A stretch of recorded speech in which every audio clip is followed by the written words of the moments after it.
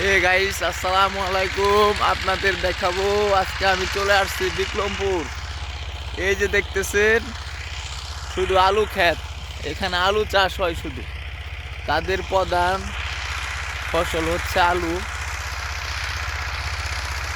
তারা আলু ছাড়া আসলে কিছু বুঝে না।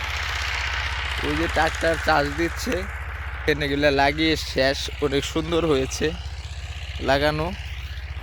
এটা চাষ দেওয়া, এখনো লাগানো হয়নি।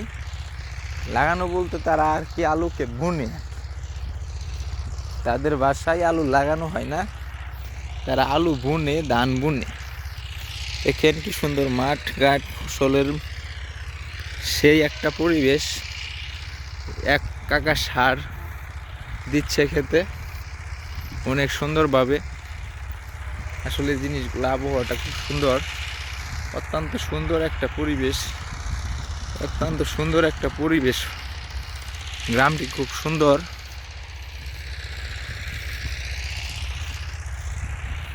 যাই হোক, এতটুকুই আপনাদের দেখালাম।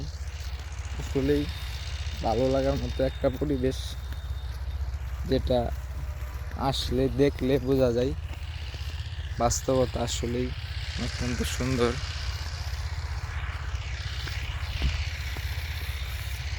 সেই